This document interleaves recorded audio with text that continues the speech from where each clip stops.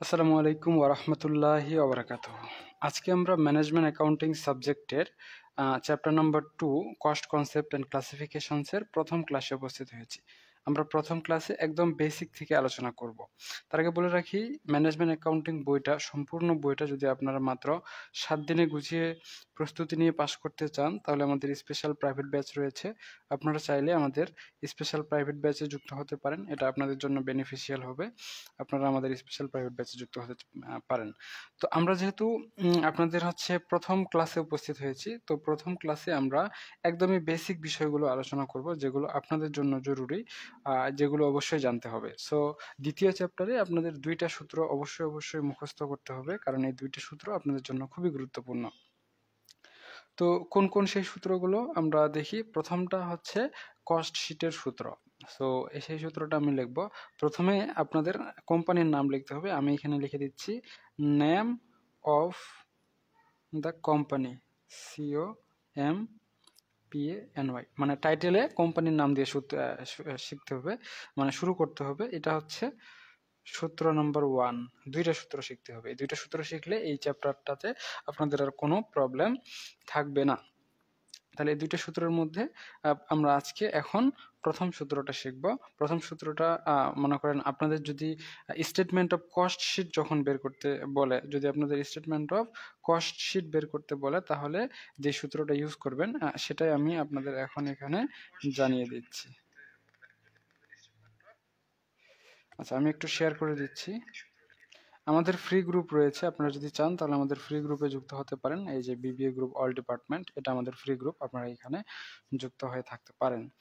আচ্ছা, চলুন তাহলে শুরু করা যাক। আমাদের এই সূত্রটা, যদি স্টেটমেন্ট অফ কস্ট শিট বের করতে বলা হয় তাহলে ব্যক্তি বা কোম্পানির নাম দিয়ে অঙ্ক শুরু করবেন। আমাদের এখানে কোম্পানি প্রশ্নে যেটা থাকবে সেটা। তো কস্ট শিট বের করার জন্য আমরা এখানে লিখবো STATEMENT, statement of cost, cost SHEET, statement of cost sheet. এরপরে যেই সময়ের জন্য অঙ্ক করব সেই সময়টা এখানে লিখে দেব for the year, for the YEAR, year ENDED, ended 31st December, এখানে যে কোনো একটা সাল দিয়ে দিলেন। তাহলে স্টেটমেন্ট অফ কস্ট শিট যখন আপনাদের বের করতে বলবে তখন আপনারা এরকম 3টা টাইটেল দিয়ে এরপরে আপনারা অঙ্কের জন্য সুন্দর করে একটা ছক টেনে দিবেন। ছকটা খুবই সহজ। প্রথমে একটা রো দিয়ে দিবেন এবং 2টা কলাম দিয়ে দিবেন।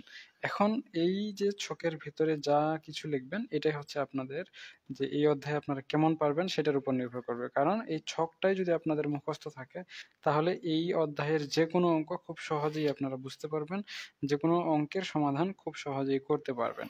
আর যদি আপনাদের ছকটা মুখস্থ না থাকে তাহলে কিন্তু এই সমাধানগুলো করতে গেলে আপনি অনেক বেশি প্রবলেম ফেস করবেন। ঠিক আছে, তো প্রথমে এখানে এই রোটাতে লিখতে হয় account titles, ACCOUNT, account TITLES, titles. এটা হচ্ছে প্রাইমারি কলামের টাকা, এটা হচ্ছে মেইন কলামের টাকা। ঠিক আছে, এখন স্টেটমেন্ট অফ কস্ট শিট বের করতে হয় কিভাবে, আমি একটু জুম আউট করে নিচ্ছি যেন পুরোটাই দেখা যায়। হ্যাঁ, স্টেটমেন্ট অফ কস্ট শিট শুরু করতে হয় ওপেনিং র মেটেরিয়ালস দিয়ে। আপনারা যে অঙ্ক করবেন ওই অঙ্কে খুঁজবেন যে ওপেনিং র মেটেরিয়ালস কোথায় আছে। তো আমি এখানে লিখে দিচ্ছি OPENING, opening, RAW, raw materials, METERIALS। অঙ্কের ভিতরে অবশ্যই ওপেনিং র মেটেরিয়ালস থাকবে, এটা দিয়ে আপনারা অঙ্ক শুরু করবেন। ওপেনিং র মেটেরিয়ালস মানে হচ্ছে প্রারম্ভিক কাঁচামাল। ঠিক আছে, এখন ওপেনিং র মেটেরিয়ালসের সাথে আরও কয়েকটা জিনিস খুঁজতে হবে, যেমন পারচেস থাকবে। এখন অঙ্কে যদি ওপেনিং র মেটেরিয়ালস না থাকে তাহলে এটা গ্যাপ করে লিখবেন। অবশ্যই পারচেস অবশ্যই থাকবে, PURCHASE। ওপেনিং র মেটেরিয়ালসের সাথে কি করতে হবে, এখানে যেগুলোতে যোগ চিহ্ন দেবো মনে করবেন সেগুলো যোগ করে নিতে হবে, যেগুলোতে বিয়োগ চিহ্ন দেবো মনে করে নেবেন সেগুলো বিয়োগ করতে হবে। সো পারচেস যদি থাকে বা ক্রয় যদি থাকে সেক্ষেত্রে ক্রয়টা যোগ করে নেবেন। এখন ক্রয়ের সাথে আরো অন্যান্য আনুষঙ্গিক অনেকগুলো এন্ট্রি থাকে, ক্রয়ের সাথে অনেকগুলো এন্ট্রি থাকে, তার মধ্যে কিছু যোগ হয় কিছু বিয়োগ হয়। এই পারচেসের সাথে বিয়োগ হয় যে সকল এন্ট্রি সেগুলো হচ্ছে পারচেস, PURCHASE। পারচেস রিটার্ন যদি থাকে, RETURN, TURN। পারচেস যদি রিটার্ন থাকে তাহলে পারচেস থেকে বিয়োগ হয়ে যায়। এরপরে যদি পারচেস ডিসকাউন্ট থাকে, DISCOUNT, ডিসকাউন্ট থাকে, তাও বিয়োগ হয়ে যায়। এরপর যদি পারচেস স্ক্র্যাপ থাকে, SCRAP, স্ক্র্যাপ থাকে, তাও বিয়োগ হয়ে যাবে। এরপর যদি আপনাদের পারচেস লস থাকে, LOSE, লস থাকে, তাহলেও পারচেস থেকে বিয়োগ হয়ে যাবে। এরপরে যদি পারচেস ড্যামেজ থাকে, DAMAG, তাও পারচেস থেকে বিয়োগ হয়ে যাবে। এরপর বিয়োগ হওয়ার এন্ট্রিগুলো সব শেষ। এখন এই পারচেসের সাথে আরো কিছু এন্ট্রি থাকতে পারে যেগুলো প্রশ্নের ভিতরে যদি সাপ্লাই দেওয়া থাকে তাহলে লিখবেন, যদি না দেওয়া থাকে তাহলে লেখার দরকার নাই, এগুলো যোগ হবে। যেমন ক্যারেজিন, CARRAGE, ক্যারেজিন, যদি পারচেসের সাথে ক্যারেজিন থাকে বা আন্তঃপরিবহন থাকে তাহলে যুক্ত হয়ে যাবে। শুধু ক্যারেজিন না, যদি মনে করেন FREIGST, ফ্রাইডিন থাকে, তাও এটা যোগ হয়ে যাবে। আর পাশাপাশি আরেকটা এন্ট্রি, এটা সাধারণত থাকে না, যদি থাকে তাহলে যোগ বিয়োগ করে নেবেন, abnormal loss, ABNORMAL, abnormal, LOSS, যদি থাকে তাহলে যোগ করে নেবেন। এই সব কিছু যোগ বিয়োগ করার পর সব শেষে একটা এন্ট্রি লিখবেন, LESS, লেস, মানে এটাকে মাইনাস করে দিতে হবে, সেটা হচ্ছে ইন্ডিং র মেটেরিয়ালস। আমরা কি অঙ্কটা এই অংশটা শুরু করেছিলাম কি দিয়ে? ওপেনিং র মেটেরিয়ালস দিয়ে শুরু করব আমরা ইন্ডিং র মেটেরিয়ালস দিয়ে, ENDING, ইন্ডিং, RAW, র, METERIALS। আচ্ছা, এখানে শিক্ষার্থীদের আরেকটা কনফিউশন হয়, এই যে ওপেনিং র মেটেরিয়ালস এর জায়গায়, ওপেনিং এর জায়গায় আমি এই পাশে লিখে দিচ্ছি, ওপেনিং এর জায়গায় OPENING, ওপেনিং এর জায়গায় বিগিনিং থাকতে পারে, BEGINING, বিগিনিং থাকতে পারে। ওপেনিং আর বিগিনিং দুইটা একই কথা, ঠিক আছে? ওপেনিং আর বিগিনিং দুইটা একই কথা। তো আপনাদের যদি ওপেনিং র মেটেরিয়ালস থাকে তাও যে কথা, বিগিনিং র মেটেরিয়ালস থাকলেও সেম টু সেম কথা। তাহলে প্রথম স্টেপটা এখান থেকে শেষ। এখানে অ্যামাউন্ট যেগুলো আসবে এগুলো আপনারা যোগ বিয়োগ করে হিসাব করে ক্যালকুলেশন করে দিবেন। এতটুকু পর্যন্ত আপনাদের কাজ শেষ। তাহলে এটা হচ্ছে স্টেপ নাম্বার 1। সো আমাদের মূলত অঙ্কের স্টেপ নাম্বার 1 হচ্ছে এটা। তো এইগুলো যোগ বিয়োগ করে যেটা পাবো আমরা সেটাকে বলা হয় র মেটেরিয়াল ইউজড, RAW, র, METERIALS, র মেটেরিয়াল USED। এই সবগুলাই আমরা যোগ বিয়োগ করে যা পাবো, এইখানে যে অ্যামাউন্টটা আসবে সেটাই হচ্ছে র মেটেরিয়াল ইউজড। এখন এই র মেটেরিয়াল ইউজড এর সাথে কিছু বিষয় থাকবে যেগুলো যোগ অথবা বিয়োগ হবে। এক নম্বরে যদি অঙ্কের ভিতরে ওয়েজ থাকে, থাকলে লিখবেন, না থাকলে লেখার দরকার নাই। যদি থাকে আর কি, যদি আপনাদের অঙ্কে WAGE ওয়েজ থাকে তাহলে যোগ করে দিবেন। যদি আপনাদের কোনো রকম ডাইরেক্ট খরচ থাকে, এখানে তাহলে আমি লিখে দিচ্ছি অল ডাইরেক্ট এক্সপেন্স, কিন্তু আবার থাকবে না, DIRECT, direct expense, all direct expense অথবা অল ডাইরেক্ট WAGES ওয়েজ। আচ্ছা, আমি এটা বুঝাই দিচ্ছি, অল ডাইরেক্ট যদি কস্ট থাকে, COST। আচ্ছা, অল ডাইরেক্ট তো থাকবে না, মনে করেন যে থাকলো যে ওয়েজ থাকলেও র মেটেরিয়ালসের সাথে যুক্ত হয়ে যাবে। যদি থাকে যে ডাইরেক্ট এক্সপেন্স, তাও র মেটেরিয়ালসের সাথে যুক্ত হয়ে যাবে। যদি থাকে ডাইরেক্ট কস্ট, তাও যুক্ত হয়ে যাবে। অর্থাৎ ডাইরেক্ট সম্পর্কিত যতগুলো খরচ থাকবে, ডাইরেক্ট যত যাই থাকবে, ডাইরেক্ট ওয়েজ থাকলেও যোগ হবে, ডাইরেক্ট কস্ট থাকলেও যোগ হবে, ডাইরেক্ট হচ্ছে এক্সপেন্স থাকলেও যোগ হবে। অর্থাৎ যত রকমের ডাইরেক্ট লেখার আমাদের এন্ট্রি পাওয়া যাবে সবগুলোই আমরা র মেটেরিয়াল ইউজডের সাথে কি করে দেব? যোগ করে দেব। আচ্ছা, শুধু এতটুকুই না, র মেটেরিয়াল ইউজের সাথে আবার যোগ করতে হবে লেভার ওয়েজ যদি থাকে, LABOUR, লেভার ওয়েজ, WAGE। এইখানে আর একটা ছোট্ট নোট করে দিই, ওয়েজের জায়গায় WAGE, লেভার ওয়েজের জায়গায় কিন্তু লেভার কস্ট থাকতে পারে, লেভার কস্টের জায়গায় কিন্তু লেভার EXP, এক্সপেন্স থাকতে পারে। তো এক্সপেন্স থাকুক, ওয়েজ থাকুক আর কস্ট থাকুক, বিষয় কিন্তু একটাই। বুঝতে পেরেছেন? যেমন করে ওপেনিং আর বিগিনিং দুইটা কথার মানে একটাই, ঠিক একইভাবে ওয়েজ, কস্ট এবং এক্সপেন্সের মানে একটাই। যেমন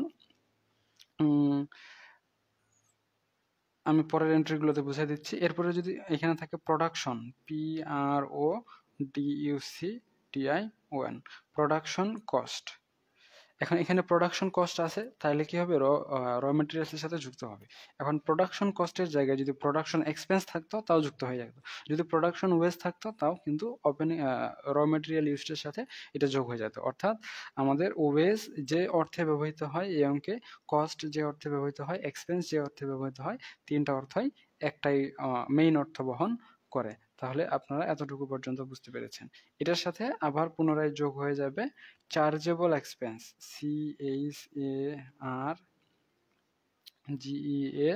CHARGEABLE, চার্জেবল এক্সপেন্স। এখন চার্জেবল এক্সপেন্সের জায়গায় চার্জেবল ওয়েজ থাকতে পারে, চার্জেবল কস্ট থাকতে পারে, তো এরকম মানে নামগুলো পাল্টাই থাকতে পারে। তাহলে সেগুলো আপনারা সবগুলো একটাই মনে করে নেবেন। তাহলে র মেটেরিয়াল ইস্টের সাথে এই কয়েকটা জিনিস যোগ হবে। যদি ওয়েজ থাকে, ডাইরেক্ট কোনো খরচ থাকে, লেবার ওয়েজ থাকে, প্রোডাকশন কস্ট থাকে, এবং চার্জেবল ইএক্সপি মানে হচ্ছে এক্সপেন্স, EXPENSE, হ্যাঁ, এটা ফুল ফর্ম। এই অংশটুকু সাধারণত লেখা হয় না, সো ইএক্সপি লিখে দিলেই মনে করে নেবেন এটা এক্সপেন্স বা খরচের আওতাভুক্ত হবে। তাহলে র মেটেরিয়াল ইউজডের অংশটুকু পর্যন্ত আমরা চলে এসেছি। এখন আমাদের পরবর্তী কাজ হচ্ছে 2 নম্বর এন্ট্রিতে চলে আসছে। 2 নম্বর ইয়াতে আমি ছকটা কন্টিনিউ করছি। তাহলে উপরে যতগুলো এন্ট্রি পাইলাম সবগুলো যদি মনে করেন যোগ বিয়োগ করি, যোগ বিয়োগ করে আমরা 2 নম্বর যেই ইয়াটা পাবো সেটা হচ্ছে 2 নম্বর যে টপিকটা পাবো সেটাকে বলা হয় PRIME, প্রাইম কস্ট, COST। 2 নম্বরে যে আমরা এন্ট্রিটা পাবো এটাকে কি বলা হয়, প্রাইম কস্ট। এখন এই প্রাইম কস্টের সাথে কিছু বিষয় থাকে যোগ হয়, কিছু বিষয় থাকে বিয়োগ হয়। প্রাইম কস্টের অ্যামাউন্টটা এখানে আসবে। প্রাইম কস্টের সাথে কি কি যোগ হয়, কি কি বিয়োগ হয়? প্রাইম কস্টের সাথে সাধারণত সর্বপ্রথম যেই এন্ট্রিটা প্রশ্নের ভিতরে পাওয়া যায় সেগুলো হচ্ছে factory overhead, FACTORY, factory, OVERHEAD। Prime কস্টের সাথে কি হয়, ফ্যাক্টরি ওভারহেড যোগ হয়। শুধু ফ্যাক্টরি ওভারহেড না, এটার সাথে ইনডাইরেক্ট যতগুলো খরচ রয়েছে, INDIRECT, ইনডাইরেক্ট এক্সপেন্স লিখে দিচ্ছি আমি। অল ইনডাইরেক্ট লেখা দরকার ছিল, অল ইনডাইরেক্ট এক্সপেন্স, অল মানে যতগুলো ইনডাইরেক্ট, যতগুলো ডাইরেক্ট খরচ ছিল সেগুলো আমরা র মেটেরিয়াল ইউজের সাথে যোগ করেছি। আর যতগুলো ইনডাইরেক্ট খরচ হবে সবগুলো আমরা কি করব, প্রাইম কস্টের সাথে যোগ করে দেব। সেই সাথে আমরা প্রোডাকশন ওভারহেড যদি থাকে সেটাও যোগ করে নেব। PRODUCTION, production, OVERHEAD, production overhead. যদি আমাদের অঙ্কের ভিতরে প্রোডাকশন ওভারহেড দেওয়া থাকে তাহলে সেটাও কি করে ফেলবো, যোগ করে ফেলবো। এখন প্রোডাকশন ওভারহেডের সাথে যদি আমাদের আরো অন্য কিছু বিষয় থাকে তাহলে সেগুলোও কিন্তু যোগ বিয়োগ করতে হবে। কোনগুলো যোগ বিয়োগ করতে হবে, ফ্যাক্টরি সাপ্লাইজ যদি থাকে, FACTORY, ফ্যাক্টরি, SUPPLIES, সাপ্লাইজ থাকলে যোগ হয়ে যাবে। আর আরো কিছু যোগ হবে কি, যেমন মিসেলেনিয়াম ফ্যাক্টরি ওভারহেড যদি থাকে, MISCFACTORY, miscellaneous factory, OVERHEAD, overhead যদি থাকে তাও যোগ হয়ে যাবে। শুধু এটাই না, যদি অঙ্কের ভিতরে টুলস থাকে, যে কোনো রকম টুলস, তাহলে সেটাও যুক্ত হয়ে যাবে। মোটামুটি এই কয়েকটাই যুক্ত হবে। তবে 3টা বিষয় রয়েছে যেগুলো আবার এই প্রাইম কস্ট থেকে বিয়োগ হয়ে যায়। প্রাইম কস্ট থেকে 3টা এন্ট্রি যদি আপনারা প্রশ্নের ভিতরে পান সেক্ষেত্রে বিয়োগ করে দিবেন। কি কি? 1 নাম্বার হচ্ছে SALES, সেলস স্ক্র্যাপ, SCRAP। যদি প্রাইম কস্ট থেকে সেলস স্ক্র্যাপ পাওয়া যায় তাহলে বিয়োগ করে দিবেন। যদি সেলস স্পয়েলড পাওয়া যায়, SPOILT, স্পয়েল পাওয়া যায়, তাও বিয়োগ করে দিবেন। যদি আপনাদের অঙ্কে থেকে ডিপ্রিসিয়েশন পাওয়া যায়, DEPRICATION, যদি অঙ্কে ডিপ্রিসিয়েশন পাওয়া যায় তাও আপনারা প্রাইম কস্ট থেকে কি করে দিবেন, বাদ করে দেবেন। শুধু এই 3টা এন্ট্রি বাদ হয়, বাকি এন্ট্রিগুলো যোগ হয়। তাহলে এই এন্ট্রিটা এখান থেকেই শেষ, এই টপিকটা। আচ্ছা, এরপরে আপনাদের হচ্ছে 2 নাম্বার গেল না, এখন 3 নাম্বার। 3 নাম্বারে আপনাদের পাবো আমরা এই অংশটুকু ক্যালকুলেশন করলে যেটা পাবো সেটাকে বলা হয় FACTORY, R Y, factory cost, C O S T, factory cost. আচ্ছা, ফ্যাক্টরি কস্টের নাম কিন্তু আরেকটা রয়েছে। ফ্যাক্টরি কস্টের জায়গায় আপনারা এখানে WORKS, ওয়ার্কস, সিওএসটি, কস্ট লিখতে পারেন। একটা বিষয় খেয়াল রাখবেন, এই মানে সূত্রটা মুখস্থ করতে হবে, বা বারবার আপনারা অঙ্ক করলেও এই সূত্রটা নিজে থেকেই পারবেন। যদি এটা মুখস্থ না করেন তাহলে কিন্তু আপনারা আলটিমেটলি এটা পারবেন না। যদি না পারেন সেক্ষেত্রে অনেক প্রবলেম ফেস করবেন। আর অনেকে অনেক কথা বলবে এটা টেকনিক্যালি বুঝতে হয়, হ্যান ত্যান, এত কিছু বোঝার কোনো দরকার নেই। এই অধ্যায়ে দুইটা সূত্র রয়েছে, দুইটা সূত্র আপনারা মুখস্থ করে নেন, যে কোনো অঙ্ক করেন, শেষ। এত ভেজাল করার তো কোনো দরকার নেই। আচ্ছা, ফ্যাক্টরি কস্টে যদি আপনারা চলে আসেন তাহলে মনে করবেন যে আপনাদের অঙ্ক প্রায় শেষের দিক। এই দিককার সূত্রের নিচের অংশটা আপনাদের জন্য খুবই সহজ, এটা আপনাদের জন্য অতটাও কঠিন নয়। তাহলে ফ্যাক্টরি কস্টের সাথে মুখস্থভাবে যোগ করে নিতে হয়, ফ্যাক্টরি কস্টের সাথে মুখস্থভাবে যোগ করে নিতে হয় opening, OPENING, opening working process, WORK, work in process, PROCSS, এবং বিয়োগ করে দিতে হয় ending, ENDING, ending, WORK, work in process, PROCSS। এইটাই থাকবে, আর অন্য কোনো এন্ট্রি থাকবে না এখানে। সো এই এন্ট্রিটা নিয়ে আপনাদের আর চিন্তা ভাবনা করার কোনো দরকার নাই। মুখস্থ লিখে দিবেন, বইয়ে অ্যামাউন্ট পাইলে লিখবেন, অ্যামাউন্ট না পাইলে শূন্য লিখে দিবেন, শেষ। আচ্ছা, ক্যালকুলেশন করলে আপনারা 4 নাম্বার এন্ট্রিতে চলে আসবেন। 4 নাম্বার এন্ট্রিটাকে বলা হয় cost of goods manufacture, COST, cost of goods, GOODS, goods manufacture, MANUFACTURE। আচ্ছা, আগেরটার মতো যেমন করে ফ্যাক্টরি কস্টটাকে ওয়ার্কস কস্ট বলা হয়, ঠিক একইভাবে কস্ট অফ গুডস ম্যানুফ্যাকচারটাকেও আবার COST, cost of goods production, GOODS, goods, PRODUCTI, goods প্রোডাকশনও বলা হয়। সো আপনারা যে কোনো একটা নামে এখানে লিখতে পারেন, আমি দুইটাই লিখে দিচ্ছি। আমি যেহেতু আজকে আপনাদের একদম বেসিক শেখাচ্ছি তাই সব কিছু লিখে দিচ্ছি। আজকের ক্লাসটা যারা বুঝতে পারবে ভালো করে তাদের জন্য পরবর্তী ক্লাসগুলো খুবই সহজ হয়ে যাবে। সো আগের মতোই যেমন করে আমরা ফ্যাক্টরি কস্টে বা ওয়ার্কস কস্টে ওপেনিং ওয়ার্কিং প্রসেস যোগ করেছি, ইন্ডিং ওয়ার্কিং প্রসেস বিয়োগ করেছি, ঠিক একইভাবে কস্ট অফ গুডস ম্যানুফ্যাকচারে অথবা কস্ট অফ গুডস প্রোডাকশনে আমরা যোগ করব opening finish goods, OPENING, opening, FINISHED, finish goods, GOODS। আর এখান থেকে বিয়োগ করে নেব ENDING, ending, FINISHED, finish goods. তাহলে কস্ট অফ গুডস ম্যানুফ্যাকচার থেকে আমরা যোগ করব, এর সাথে আমরা যোগ করব ওপেনিং ফিনিশ গুডস, আর বিয়োগ করে দেবো ইন্ডিং ফিনিশ গুডস। আমাদের আর অন্য কোনো এন্ট্রি খোঁজার কোনো প্রয়োজন নাই, আমাদের এইটা এখানেই শেষ। এরপরে আমরা 5 নাম্বার টপিকে চলে আসলাম, 5 নাম্বার ক্যাটাগরিতে চলে আসলাম। এইটা একটু বড় এবং সর্বশেষ টপিক, এরপরে আর আপনাদের কোনো ভেজাল যুক্ত টপিক নাই। সো এটাকে বলা হয় কস্ট অফ গুডস সোল্ড, মানে বিক্রিত পণ্যের ব্যয়, COST, cost of goods, cost of goods, SOLD, cost of goods sold বা বিক্রিত পণ্যের ব্যয়। এখানে সবগুলোই যোগ হয়, এখানে সব শেষে পণ্য বিক্রয় সংক্রান্ত যে খরচগুলো রয়েছে সেগুলো এখানে যোগ হয়। কোনগুলো? যেমন কমার্শিয়াল,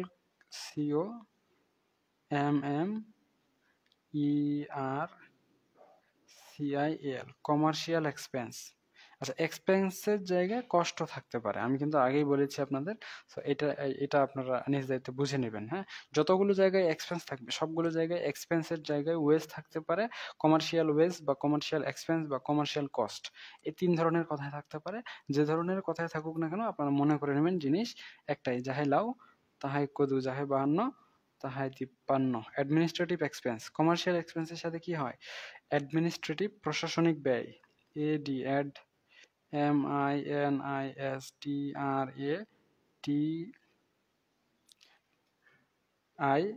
অ্যাডমিনিস্ট্রেটিভ এক্সপেন্স যদি থাকে তাহলে যোগ করে নেবেন। পাশাপাশি যদি সেলিং এক্সপেন্স থাকে, বিক্রি খরচ বা বিক্রয় খরচ, SELLING, সেলিং এক্সপেন্স, তারপরেও সেটা যোগ করে নেবেন, সব তো যোগে করতে হবে। এরপর যদি অপারেটিং এক্সপেন্স থাকে, OPERATING, অপারেটিং, পরিচালন ব্যয় যদি থাকে তাহলে সেটাও কি করে নেবেন? যোগ করে নেবেন। পাশাপাশি যদি ইউটিলিটি এক্সপেন্স থাকে, বা উপযোগ ব্যয়, মানে বিদ্যুৎ ব্যয়, গ্যাস বিল, হ্যান-ত্যান এগুলো যদি থাকে, ইউটিআই, এলআইটিওয়াই, ইউটিলিটি এক্সপেন্স। ইউটিলিটি এক্সপেন্সটা বিভিন্ন ধরনের হয়। সরাসরি বলা থাকতে পারে যে ইউটিলিটি এক্সপেন্স, না থাকতে পারে ইলেকট্রিসিটি এক্সপেন্স বা মোবাইল এক্সপেন্স বা অন্য কোনো মানে ছোটখাটো বা প্যান এক্সপেন্স বা মেইনটেনেন্স এক্সপেন্স, এ ধরনের কোনো এক্সপেন্স যদি দেওয়া থাকে তাহলে ধরে নেবেন সেটা ইউটিলিটি এক্সপেন্সের অন্তর্ভুক্ত। অর্থাৎ ছোট ক্ষুদ্র কিন্তু সাধারণত হিসাব করা হয় না এমন সকল খরচকে ইউটিলিটি এক্সপেন্স বলা হয়। বুঝতে পেরেছেন? মনে করেন একটা রাবার কিনছি 5 টাকা দিয়ে, এখন এটা তো হিসাব করতে চাইলে তো ভেজাল। বা মনে করেন যে একটা পারফিউম কেনা হয়েছে 200 টাকা দিয়ে, তো যখন লক্ষ লক্ষ টাকার হিসাব করা হয় তখন 100 200 টাকা 20 30 50 টাকা এগুলো হিসাবে আসে না। তো এই খরচগুলোকে ইউটিলিটি এক্সপেন্স বলা হয়। ঠিক আছে? এরপরে হচ্ছে যদি পানির খরচ থাকে, তার WATER, ওয়াটার এক্সপেন্স, তাহলে এটা কস্ট অফ গুডস সোল্ড এর সাথে কি হয়ে যাবে? যোগ হয়ে যাবে। তো আশা করা যায় এতটুকু পর্যন্ত আপনারা একদমই ক্লিয়ারলি বুঝতে পেরেছেন, আপনাদের আর কোনো সমস্যা নাই। এর পরবর্তীতে আমরা একদমই শেষে চলে আসছি, আর আমাদের এই সূত্রটা বড় হবে না। আমাদের মেইন টপিকগুলো আমরা কভার করে ফেলেছি এখান থেকেই। এখন শুধু এটাকে ক্লোজ করে দেব, শেষ। আমাদের কিন্তু কস্ট স্টেটমেন্ট অফ কস্ট শিটে কি বের করতে হয় বলেন তো? সেলস বের করতে হয়। স্টেটমেন্ট অফ কস্ট শিটে আমরা কি বের করি? সেলস বের করি। তাহলে আমাদের কস্ট অফ গুডস সোল্ড বা বিক্রিত পণ্যের ব্যয়ের যে টপিকটা ছিল এটা কমপ্লিট হয়ে গেছে। এখন আমাদের পরবর্তী ধাপ হচ্ছে সেলস বের করা। তো সেলস বের করার পূর্বে আরেকটা জিনিস থাকে, আরেকটা ধাপ থাকে। আপাতত 5 নাম্বারটা শেষ। 6 নাম্বারে আমাদের এটা বের হয় টোটাল সিওএসটি। এই যে কস্ট অফ গুডস সোল্ড এর সাথে বিক্রিত পণ্যের ব্যয়ের সাথে আমরা যে খরচগুলো যোগ করলাম, এগুলো যোগ বিয়োগ করলে আমরা পাবো কি? Total cost. এখন টোটাল কস্টের সাথে হয় যোগ করতে হয় অথবা বিয়োগ করতে হয়। কেন? যদি লাভ হয় তাহলে যোগ করতে হয়, তো লাভ হলে ওটাকে কি বলা হয়? PROFIT, profit. যদি লাভ না হয়, লস হয়, তাহলে বিয়োগ করতে হয় টোটাল কস্টের সাথে।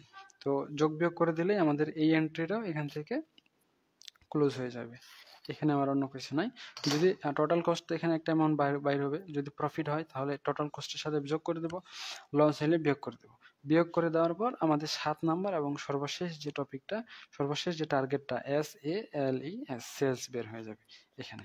তো আমাদের এই সূত্রটা এখানেই শেষ। এটাকে মাস্ট বি আপনাদের মুখস্থ করতে হবে। আমি প্রথম থেকে আবারও একবার আপনাদের সুন্দর করে রিভাইজ করে দিচ্ছি যেন আপনারা খুব সহজেই বুঝতে পারেন। দেখেন, আপনাদের যদি কস্ট অফ স্টেটমেন্ট বের করতে বলে বা স্টেটমেন্ট অফ কস্ট শিট বের করতে বলে, তখন আপনার কোম্পানির নাম দিয়ে, যদি মনে করেন কোম্পানির প্রশ্নে লেখা আছে এবি কোম্পানি, তাহলে এখানে এবি কোম্পানি দিবেন। যেটা বের করতে বলবে ওটাই লিখবেন। কস্ট শিটের বের করতে বলবে, দ্বিতীয় অধ্যায়ে তো কস্ট শিটের অঙ্ক রয়েছে, তাহলে আপনারা লিখবেন স্টেটমেন্ট অফ কস্ট শিট। এরপরে সময়টা অবশ্যই উল্লেখ করবেন, ফর দ্য ইয়ার এন্ডেড বা ফর দ্য মান্থ অফ, যেটাই মানে প্রশ্নে সময় দেওয়া থাকবে সেই সময়টা লিখবেন। অ্যাকাউন্ট টাইটেল আর টাকার দুইটা কলাম দিয়ে দিবেন। ঠিক আছে? এরপর আপনারা অঙ্ক শুরু করবেন। ওপেনিং র মেটেরিয়ালস, কখনো কখনো অঙ্কে ওপেনিং র মেটেরিয়ালস থাকে না, না থাকলে কি করবেন? শূন্য দিয়ে দিবেন। পারচেস অবশ্যই থাকবে, অঙ্কে কিছু না থাকলেও অবশ্যই পারচেস থাকবে, তো পারচেস আপনারা লিখে দিবেন। এরপরে যদি purchase return, discount, scrap, loss, damage এগুলো থাকে তাহলে বিয়োগ করে দিবেন। আর যদি ক্যারিজিন, ফ্রাইডিন, অ্যাবনর্মাল লস থাকে তাহলে এগুলো যোগ করে দিবেন। ঠিক আছে? এগুলো যোগ বিয়োগ করার পর ইন্ডিং র মেটেরিয়ালস অবশ্যই থাকবে, আর যদি না থাকে তাহলে শূন্য দিয়ে আপনারা যোগ বিয়োগ করে 1 নাম্বারে যে টপিকটা সেটা হচ্ছে র মেটেরিয়াল ইউজড পেয়ে যাবেন, বা ব্যবহৃত কাঁচামালের ব্যয় পেয়ে যাবেন। এখন এটার সাথে যতগুলো সরাসরি বা প্রত্যক্ষ খরচ রয়েছে সেগুলো যোগ হয়ে যাবে, যেমন ওয়েজ বা মজুরি। এরপরে যতগুলো ডাইরেক্ট খরচ রয়েছে সবগুলো যোগ হয়ে যাবে। লেবার ওয়েজ যদি থাকে তাহলে সেটাও যোগ হয়ে যাবে। প্রোডাকশন কস্ট যদি থাকে সেটাও যোগ হয়ে যাবে।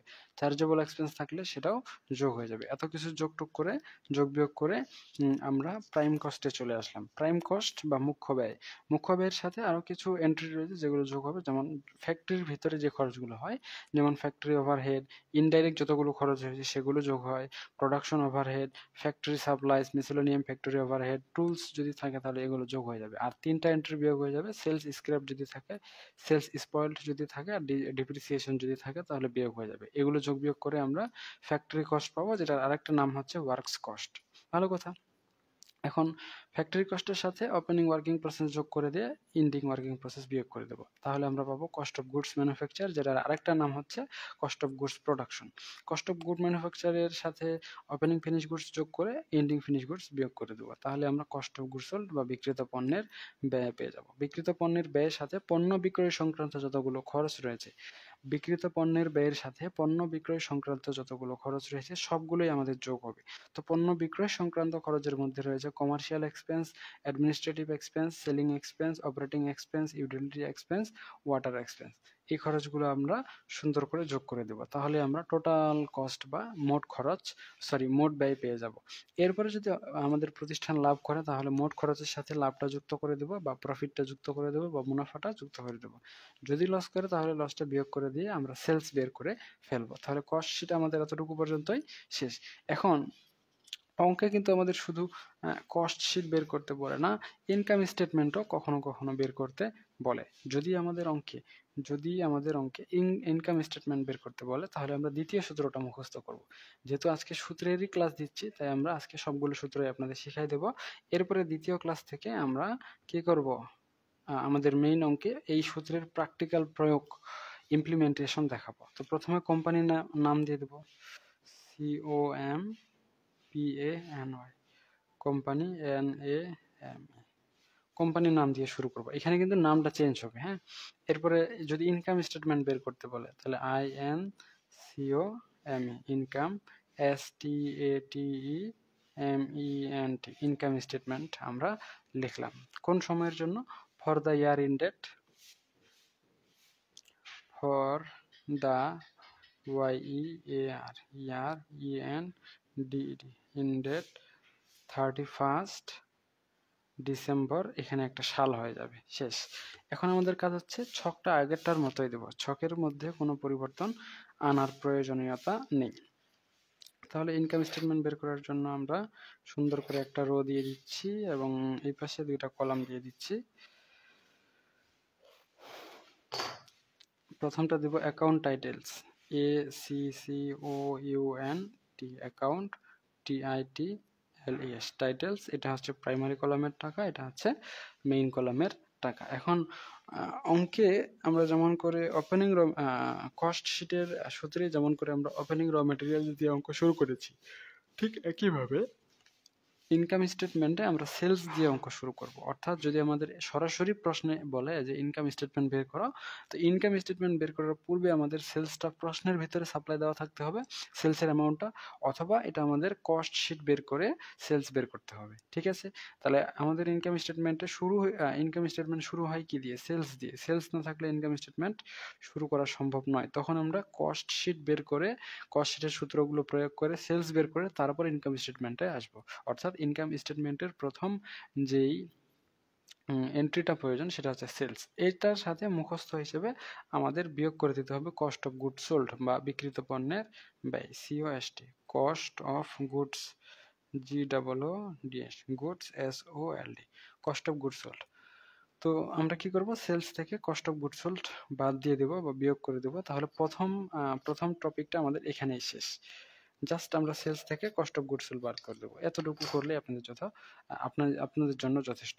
এখন সেলস থেকে যদি কস্ট অফ গুডস সোল্ড বাদ দিই তাহলে সেটা যেটা বের হয় সেটাকে বলা হয় gross profit, GROSS, gross, PROFIT, gross profit, ঠিক আছে।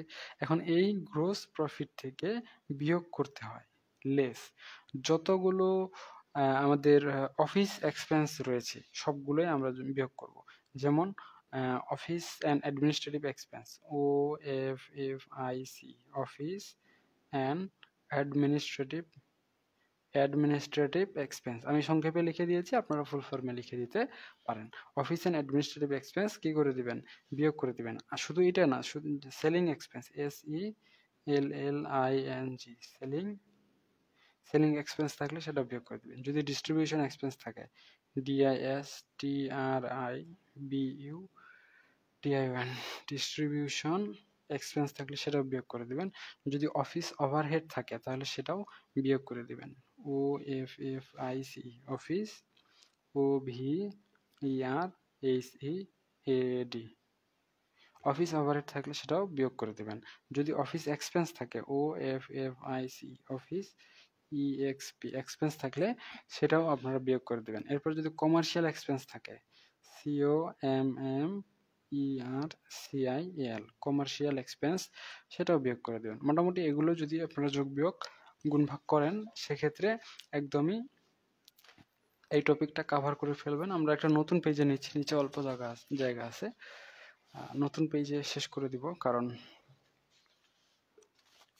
আমাদের তারপরও একটা পেজ লাগবেই, কারণ এই পেজে কমপ্লিট হবে না। এই দুইটা সূত্র মুখস্থ রাখলে দ্বিতীয় অধ্যায়ের 90% অঙ্ক করতে পারবেন। অতএব দুইটা সূত্র মুখস্থ করার কোনো বিকল্প নাই। আপনাদের জন্য সহজ টেকনিক হচ্ছে মুখস্থ করে নেন। আমি আমার স্টুডেন্ট লাইফে এগুলো মুখস্থ করছিলাম, আপনারাও আপনাদের স্টুডেন্ট লাইফে মুখস্থ করেন, কারণ এখানে বুঝে পড়তে গেলে আপনার অনেক সময় চলে যাবে, এত সময় দেওয়ার কোনো দরকার নাই। ঠিক আছে, যে পড়াটা মুখস্থ করে কমপ্লিট করা যায় সেটা মুখস্থই করতে হয়, সেটাকে বোঝার দরকার নাই। আর যে পড়াটা বুঝে পড়তে হয় সেটাকে মুখস্থ করার দরকার নাই, সেটাকে বুঝেই পড়তে হয়। অতএব আপনাদেরকে আইডেন্টিফাই করতে হবে যে কোনটা মুখস্থ করতে হয় আর কোনটা বুঝে পড়তে হয়। ঠিক আছে, তাহলে এই সবগুলো খরচ যদি আমরা যোগ বিয়োগ গুণ ভাগ করি তাহলে আমাদের নেক্সট ডে মনে করেন পৃষ্ঠাটা শেষ না হলে এরকম একটা টান দিতেন, চলে আসবে আমাদের অপারেটিং এক্সপেন্স বা অপারেটিং ইনকাম বা পরিচালন আয়, OPERATING, operating income, INCOM, operating income. এখন অপারেটিং ইনকামের সাথে যতগুলো আরো অন্যান্য ইনকাম রয়েছে ব্যবসায় প্রতিষ্ঠানের সাথে সম্পর্কযুক্ত নয়, মানে নন কমার্শিয়াল ইনকাম যতগুলো রয়েছে বা নন অপারেটিং ইনকাম যতগুলো রয়েছে, এইগুলো আমরা কি করে নেব, যোগ করে নেব। যেমন নন অপারেটিং ইনকাম দিয়ে শুরু করি, নন OPERATING, নন অপারেটিং INCOM, নন অপারেটিং ইনকাম যদি থাকে এগুলোর মধ্যে রয়েছে যেমন interest earn, INTEREST, interest EARNED, interest earn যদি থাকে তাহলে সেটা যুক্ত করে নেবেন। ডিভিডেন্ড রিসিভ যদি থাকে, DIVIDEND,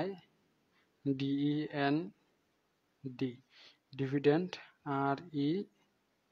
RECEIVED, ডিভিডেন্ড রিসিভ যদি থাকে তাহলে যোগ করে নেবেন। যদি পারচেজ ডিসকাউন্ট থাকে তাহলে সেটাও যোগ করে নেবেন, PURCHASED, DISCOUNT, ডিসকাউন্ট থাকলে যোগ। ক্যাশ ডিসকাউন্ট যদি থাকে, CASH, ক্যাশ, DISCOUNT, ডিসকাউন্ট থাকলে সেটাও যোগ করে নেবেন। এখন শুধু নন অপারেটিং ইনকামগুলো যোগ করলে হবে না, আমাদের নন অপারেটিং এক্সপেন্সগুলো বিয়োগ করে দিতে হবে। তাহলে বিয়োগ করার জন্য আমরা এখানে কি চিহ্ন ব্যবহার করব, লেস চিহ্ন ব্যবহার করব। লেস করব কি, নন OPERATING, নন অপারেটিং এক্সপেন্স। এখন নন অপারেটিং এক্সপেন্স শুধুমাত্র তিন ধরনের বা তিন ক্যাটাগরির এক্সপেন্স হতে পারে। এক নম্বর হচ্ছে interest paid, INTEREST, interest PAID, paid. এরপর হচ্ছে ইন্টারেস্ট লোন বা loan interest, INTEREST, interest LON, loan. আরেকটা থাকে প্রিলিমিনারি এক্সপেন্স যদি থাকে, PRELIMINARY, প্রিলিমিনারি এক্সপেন্স যদি থাকে তাহলে সেটাও বিয়োগ হয়ে যায়। তো মোটামুটি এই টপিকটা এখানেই শেষ। এখন চলে আসবে আমাদের net income before tax, NET, net INCOME, net income BEFORE, before tax. Net income before tax থেকে আমরা ট্যাক্স দিয়ে দিব, তাহলে এটা কি লেস লিখবো আমরা ট্যাক্স যদি দিয়ে দিই তাহলে চলে আসবে আমাদের net INCOME, net income AFTER, after tax. তাহলে চলে আসবে কি, নেট ইনকাম আফটার ট্যাক্স। এটাই হচ্ছে ইনকাম স্টেটমেন্ট। আপনাদের ইনকাম স্টেটমেন্টের অঙ্ক এখানেই শেষ হয়ে যাবে। তো আশা করা যায় আপনারা একদমই ক্লিয়ারভাবে বুঝতে পেরেছেন, আপনাদের আর অন্য কোনো সমস্যা নাই। আপনারা অবশ্যই সূত্রটা ভালো করে মুখস্থ করবেন। সূত্র মুখস্থ করার কোনো বিকল্প নাই। আমি এই সূত্রটা আবার রিভাইজ করে দিচ্ছি আপনাদের জন্য। প্রথমে কোম্পানির নাম দিয়ে শুরু করবেন। যেহেতু ইনকাম স্টেটমেন্ট বের করতে হবে, তাই এখানে আপনারা ইনকাম স্টেটমেন্ট লিখে দিবেন। এরপরে ফর দ্য ইয়ার ইন্ডেড সময়টা দিয়ে দিবেন। এখন ইনকাম স্টেটমেন্ট শুরু হয় সেলস দিয়ে, আপনারা সেলস দিবেন। সেলস থেকে কস্ট অফ গুড সোল্ড, যদি প্রশ্নের ভিতরে সাপ্লাই থাকে সেলস আর কস্ট অফ গুড সোল্ড তাহলে তো সেটাই লিখলেন, না যদি থাকে তাহলে আপনারা আবার পুনরায় কি করবেন, কস্ট শিট বের করবেন। তাহলে সেলস থেকে cost of good sold minus করে দিবেন, তাহলে চলে আসবে আমাদের গ্রোস প্রফিট। গ্রোস প্রফিট থেকে পুনরায় অফিস আর অ্যাডমিনিস্ট্রেটিভ এক্সপেন্স যদি থাকে তাহলে বিয়োগ করবেন। এখন যদি অফিস এক্সপেন্স থাকে তাও বিয়োগ করে দিবেন, যদি অ্যাডমিনিস্ট্রেটিভ এক্সপেন্স থাকে শুধুমাত্র তাও বিয়োগ করে দিবেন। সেলিং এক্সপেন্স থাকলে বিয়োগ, ডিস্ট্রিবিউশন এক্সপেন্স বিয়োগ, অফিস ওভারহেড বিয়োগ, অফিস এক্সপেন্স বিয়োগ, কমার্শিয়াল এক্সপেন্স, এগুলো সব বিয়োগ করে দিবেন। এগুলো বিয়োগ করবেন, তাহলে চলে আসবে অপারেটিং ইনকাম। অপারেটিং ইনকামের সাথে নন অপারেটিং ইনকামগুলো যোগ করে দিবেন। নন অপারেটিং ইনকামের ভিতরে কি কি রয়েছে, interest earn, dividend receive, purchase discount, cash discount. এই যে নন অপারেটিং ইনকামগুলো যেভাবে যোগ করেছেন ঠিক একইভাবে বিয়োগ করে দিতে হবে নন অপারেটিং এক্সপেন্সগুলো। কি কি রয়েছে, interest paid, interest loan, preliminary expense, তাহলে চলে আসবে আমাদের নেট ইনকাম বিফোর ট্যাক্স। তো এখান থেকে আমরা বিয়োগ করে দেবো ট্যাক্সটা, তাহলে চলে আসবে আমাদের নেট ইনকাম আফটার ট্যাক্স। তো এই অঙ্কগুলো এভাবেই করতে হয়। তো অবশ্যই আপনারা সূত্র মুখস্থ করবেন। সূত্র মাত্র 4টা পাতা, মুখস্থ করতে সময় লাগবে আধা ঘন্টা থেকে সর্বোচ্চ 2 ঘন্টা। ফার্স্ট স্টুডেন্ট হলে আধা ঘন্টাই লাগবে, আর যদি একটু স্লো স্টুডেন্ট হন তাহলে 2 ঘন্টা লাগবে। যদি 2 ঘন্টার বেশি সময় লাগে তার মানে হয় আপনাদের পড়াশোনায় জ্যাম লাগে গেছে, অথবা আপনি অনেকদিন থেকে পড়াশোনা করতেছেন না, অথবা আপনি ফাঁকিবাজ। 2 ঘন্টার বেশি এই সূত্র মুখস্থ করতে লাগবে না। 2 ঘন্টা সময় ধরে এই সূত্র মুখস্থ করলে এইখান থেকে কমপক্ষে 10 নাম্বার কমন পাবেন, একটা বড় অঙ্ক। আর সর্বোচ্চ 24 নাম্বার কমন পাবেন। অর্থাৎ একটা সূত্র মুখস্থ করলে নিশ্চিন্তে 10 নাম্বার পাবেন, এতে কোনো সন্দেহ নাই। তো অবশ্যই আপনারা এটা মুখস্থ করবেন। আপনাদের এটা মুখস্থ করার কোনো বিকল্প নাই। আর আপনারা যদি চান এই বইটা এভাবেই সুন্দর করে গুছিয়ে প্রস্তুতি নেবেন আমাদের সাথে, তাহলে আমাদের অনলাইন প্রাইভেট ব্যাচ রয়েছে, আপনারা চাইলে যুক্ত হতে পারেন। আরো যদি বিস্তারিত জানতে চান কমেন্ট করতে পারেন, ইনবক্স করতে পারেন, অথবা আমাদের গ্রুপ থেকে, এই দুইটাই আমার প্রোফাইল। হ্যাঁ, একটা ভেরিফাইড একটা আনভেরিফাইড, সো দুইটার মধ্যে যে কোনো একটাতে মেসেজ করতে পারেন। আমাদের গ্রুপের নাম হচ্ছে বিবিএ গ্রুপ অল ডিপার্টমেন্ট। তো এই হচ্ছে বিষয়, আজকে পর্যন্তই। সকলেই সুস্থ থাকুন, ভালো থাকুন, আর আমাদের সাথে থাকুন। দেখা হচ্ছে আপনাদের সাথে নেক্সট পর্বে। আমরা নেক্সট পর্বে একটা প্র্যাকটিক্যাল অঙ্ক আপনাদেরকে সলিউশন করে দেবো, যেন আপনারা বুঝতে পারেন এই সূত্রটা কোথায় কিভাবে কাজে লাগতেছে, এবং আসলে এই সূত্রটা কেমন করে ওয়ার্কস করতেছে। এখন বলতে পারেন স্যার সূত্র তো দিয়ে দিলেন 4 পাতা, 4টা পেজ, তো এত বড় সূত্র। হ্যাঁ, অঙ্ক করতে গেলে আপনার একটা পেজ বা 2টা পেজেই হয়ে যাবে, কারণ তখন আপনাদের হচ্ছে পারচেসের সাথে purchase return discount scrap loss এতগুলো থাকবে না। হয়তোবা পারচেস দিছে আর পারচেস লস দিছে শেষ, আর ফ্রাইড ইন দিছে আর এন্ডিং র মেটেরিয়াল দিছে শেষ, এতগুলো এন্ট্রি থাকবে না, তখন অঙ্কটা ছোট হয়ে যাবে। কিন্তু সূত্রের ভিতরে কি কি থাকতে পারে সেই সবগুলোই আমি উপস্থাপন করেছি, এজন্য এটা একটু বড় হয়ে গেছে। তো ঠিক আছে, আজকে এ পর্যন্তই। সকলেই সুস্থ থাকুন, ভালো থাকুন, আর আমাদের সাথে থাকুন। দেখা হচ্ছে আপনাদের সাথে নেক্সট পর্বে। ততক্ষণ পর্যন্ত খোদা হাফেজ।